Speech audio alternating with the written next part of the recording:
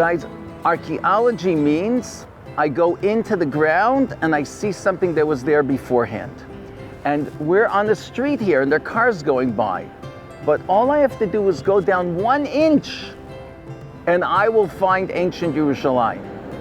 And there used to be a parking lot. If you could line up against the wall and look down here, line up against the wall and look down here, this used to be a parking lot. I was in cars that parked there.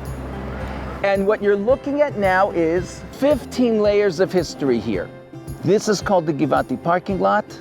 And let us talk about the destruction of the Beis HaMikdash and of Yerushalayim in the time of the first Beis HaMikdash. Let's call that 2,600 years ago, just to average it out.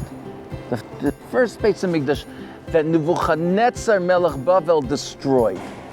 Underneath that awning, we found pieces of clay and precious stones with names on them in ancient Hebrew writing.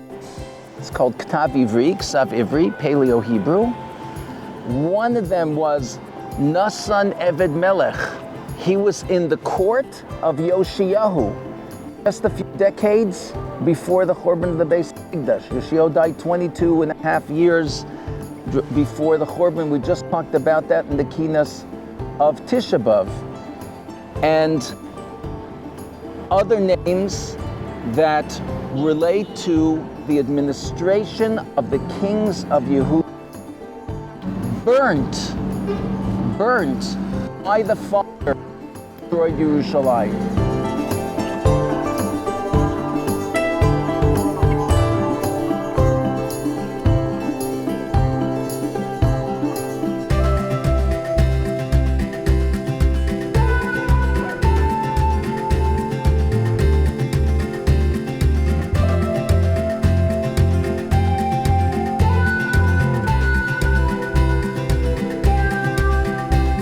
You're in charge of half of the second Beis HaMikdash. Chaya, you're in charge of the other half? Great, starting down below. This is for people who are blind or visually challenged. At no extra cost, somebody walks around and opens these boxes so they can touch and feel and understand. Isn't that beautiful? When we're reading a pasuk or a mishnah or hearing a historical story in Atlanta, Georgia, and it doesn't matter whether it's Toco Hills or Buckhead or Sandy Springs, there's something not real about it. I'm in this other language. It's not the language I see on TV. It's not the language of the newspaper. It's not the language that we're speaking between each other. And it's something far away, and it's dates, and I don't know. And when you're here in Eretz Yisrael, it just makes it so much easier, because you can look at not everywhere, but you can look at the pasuk and say, and here's the inscription of that person. You can look at the pasuk and say, we are now standing absolutely where they happened. I'll give you an example. How do we know absolutely? We found an inscription that says, I, Padi, son of Achish, king of Ekron, dedicated this temple. So you know for sure you're standing in Ekron. And you know that the pasuk says that in Ekron the Aron Kodesh came from the Plishtim. So you know you're standing in the city where the Aron Kodesh came. Not everybody agrees that this hill is the Ir David. There's 4 opinions, 3 well-known, 1 less known. And not everyone agrees that you can point to any particular wall and say that's from David HaMelech. All the archaeologists agree that what we are about to look at is a pasuk in Tanakh. Where we're sitting now, some of what we see is from the time of the Churban of Yerushalayim, the destruction of Jerusalem, when the first Beis HaMikdash was destroyed. The pasuk talks about the last days of Yerushalayim. Can we have a pasuk here, please? And the pasuk says that in the 5th month, on the 10th of the month, which is the 19th year of Nebuchadnezzar, and there are Babylonian chronicles. Nebuzaradan comes as his general and stands in front of the king of Bavel in Yerushalayim. So now we're standing in the City of David National Park, in what's called Area G, and we're looking at walls. Maybe this bottom wall is from the time of David HaMelech, but we're looking here at houses. This was a 2-story house with a staircase to go up to the second floor, and here's a house with a staircase, and we found weapons here of the Babylonians, we found weapons here of the Judahites. Whoever walked on those stairs saw Melachim and Nevi'im, saw kings and prophets. He saw Yirmiyahu. Maybe he saw Yecheskel earlier, but saw Yirmiyahu. And these are the houses that were destroyed by Nebuchadnezzar. So Moshe, will you please read from us from the end of Yirmiyahu? This pasuk appears 3 times in Tanakh. It's in Sefer Melachim, it's in the book of Kings, it's in the book of Jeremiah, and it's in Divrei Yamim and Chronicles. You're reading it from Yirmiyahu. You're going to read the pasuk and then point to the words and point to the houses. Vayisrof es beis Hashem es beis HaMelech es kol batei Yerushalayim es beis Hagadol sarach ba'esh. And he burnt the house of Hashem and the house of the king and all of the houses of Jerusalem, and every great house he burnt. You're pointing at the houses that you're reading about in this pasuk.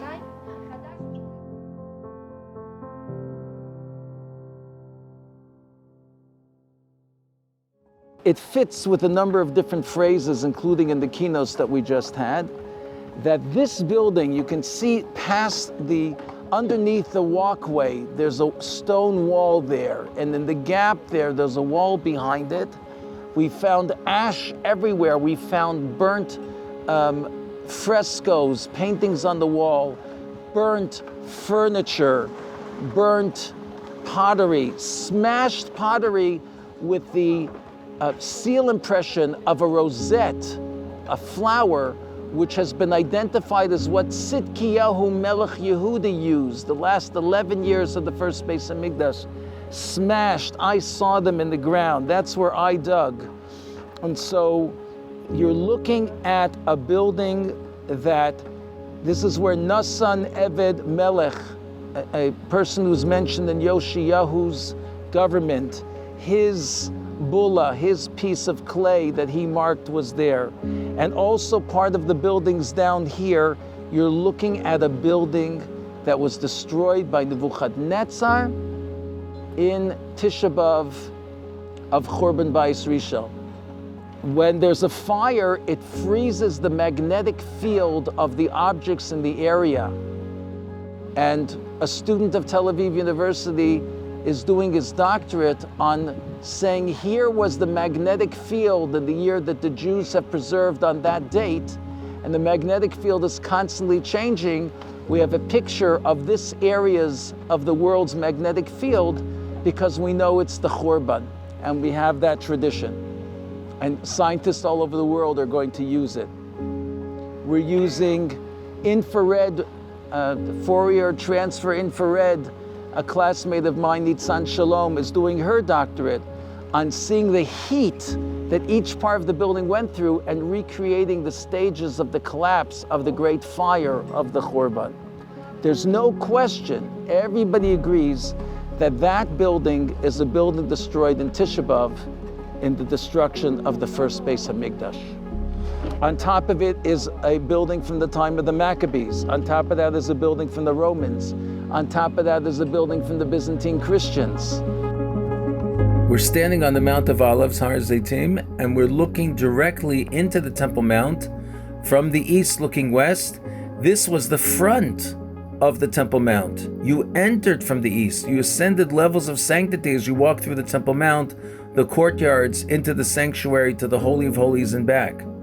And whether the temple stood where the Dome of the Rock is, to the left or to the right from this view, we're definitely looking at where the first temple stood, where the second temple stood, and where the third temple will stand, please God, speedily in our days.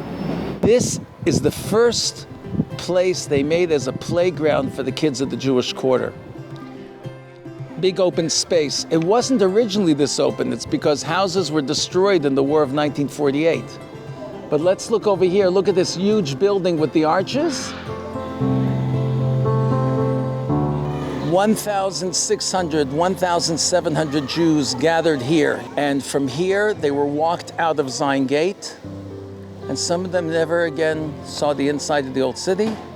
Some lived to see it 19 years later.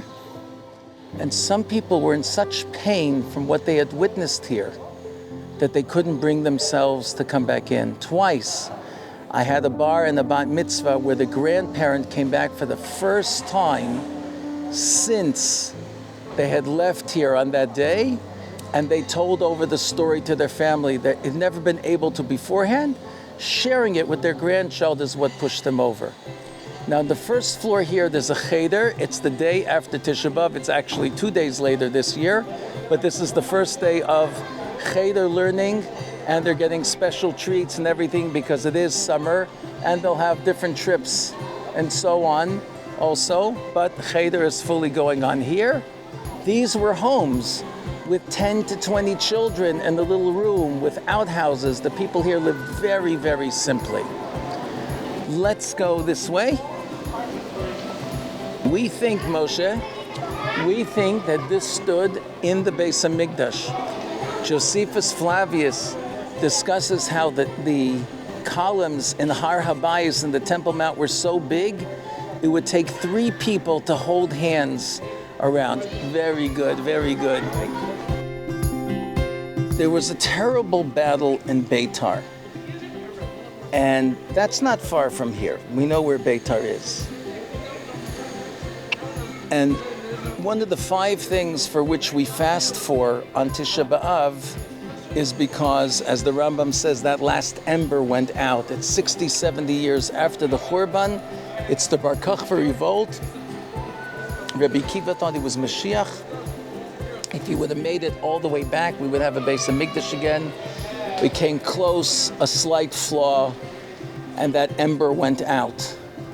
And so the destruction of Beitar is part of what we fast for. But Hadrian was very cruel in different ways, especially when people rebelled, and he didn't let them get buried.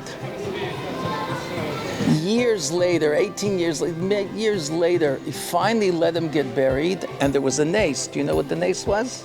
The 4th bracha of benching was set by the rabbis in Yavne when they heard that the bodies didn't decay. Usually a body will decay in several days.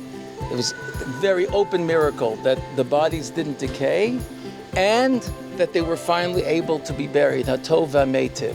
But we make it on a clearly superior bottle of wine, and we make it on good news that has consequences for others as well. We make a bracha of hatov v'meitiv that was set by the rabbis of Yavne at the moment when this happened, 60, 70 years after the Churban in the Bar Kokhba revolt. Chazal say that there are 2 fantastic days in the year. Do you know what the 2 fantastic days are in the year? Purim and... No, I'm just kidding. What are the 2 greatest Yomim Tovim of the Jewish year? Yom Kippur, because we get total kapara, and the 15th day of Av. Tu B'Av. Tu B'Av. And the Gemara in Tainus talks about different things that happened in that day. The Shvatim were able to remarry after there was a certain time that we had to keep each Shevet separate as we came into Eretz Yisrael and made sure that each one's inheritance was separate. They could marry again. The days get longer, the nights get longer, and now you can spend more time learning Torah. You stop chopping wood for the Beis HaMikdash because now the wood might get wormy because the sun was not as intense, and so it's the day of breaking of the axe, and now people have more time for learning. A number of different special things happen on Tu B'Av. And you see, like we just discussed, that the seeds of the future Geula are already here. The Gemara says that on everything that we one time made the bracha of Baruch Daina Emes, Lo Aleinu, it shouldn't happen to us, the loss of a relative, terrible news, the ship sank, right? On everything in the future, when we have the perspective of the world to come, we're going to make the bracha of a tova meitiv for the goodness that was done. We couldn't see it. We have to respond now in our current existence that it's bad, but we're going to remake the bracha that it's ultimately good. That's at the heart of what Tu B'Av is. So we come out of the destruction of Tisha B'Av, and there's a minhag of cleaning the house already in the afternoon because Mashiach is born, already getting ready for the Geula. I went to the Torah Vadas learning camp, and we danced. Motzei, Tisha B'Av, we ran to the bungalow house and we were dancing. Torah Vadas with the Rosh Yeshivas, there's already a simcha in the air now, and Tu B'Av has that as a height. The Tu B'Av is coming up. This Shabbos is going to be Tu B'Av. It's also going to be Shabbos Nachamu. So it's an amazing, it's a big merit to be here in Eretz Yisrael with our family on Shabbos Nachamu. We got to share in the sadness of Tisha B'Av, which is very palpable, especially being here. Despite all the life and vitality all around us, we also know that we're not quite there yet.